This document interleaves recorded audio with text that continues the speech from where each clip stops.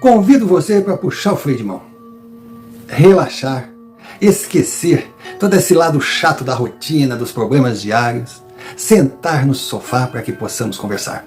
E hoje conversaremos sobre o quê?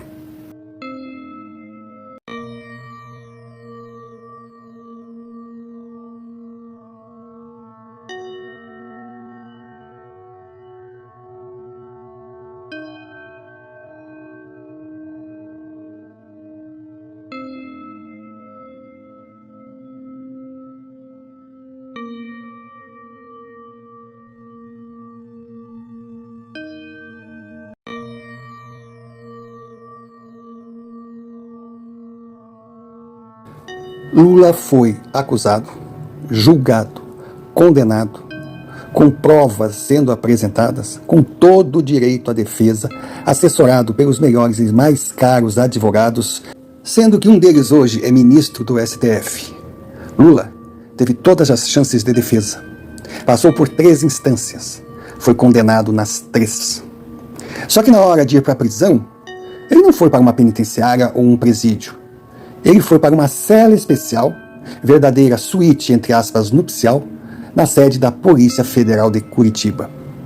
Passado um tempo, numa canetada histórica, numa decisão monocrática, ele foi descondenado. É exatamente esse termo, porque ele não foi inocentado, pois as provas que tinham contra ele não tinham como serem discutidas ou anuladas. Ele não foi absolvido, porque não haveria como, já que a lei brasileira não permite a soltura de um condenado em 3 instâncias. Então ele foi descondenado. O que aconteceu? Simplesmente anularam o primeiro julgamento, o julgamento em primeira instância, dando como razão que não era a jurisdição adequada para que ele fosse julgado.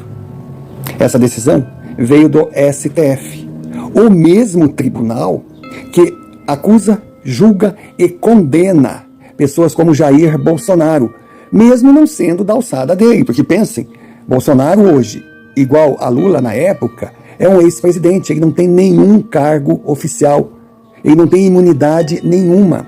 Então ele deveria ser acusado em primeira instância e ser julgado com todas as chances, amplas chances de defesa. Mas não aconteceu. Então cassaram o passaporte dele, sem nenhuma explicação, nenhum processo.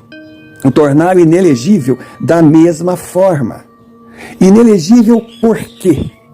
Os advogados procuram saber qual a razão, mas eles não têm acesso aos processos. É assim que o Brasil está vivendo. Mas com relação à falta de provas contra Lula, tão utilizado pelos adestrados que os defendem a qualquer preço, e eles ainda dizem que o ônus da prova é de quem acusa, demonstrando assim um alto conhecimento do campo jurídico, chega a ser assustador. Então, eu vou contar uma piadinha. Minha piadinha velha, mas que demonstra o que eu vou tentar desenhar com relação a Lula. Soma de evidências tornam claro a culpa e se transformam numa prova. Você discorda? Então vamos lá. O cidadão desconfia que está sendo traído pela esposa. Resolve segui-la. Vê a mulher entrando no carro de outro homem. Vai atrás. O carro entra no motel. Ele segue o mesmo caminho.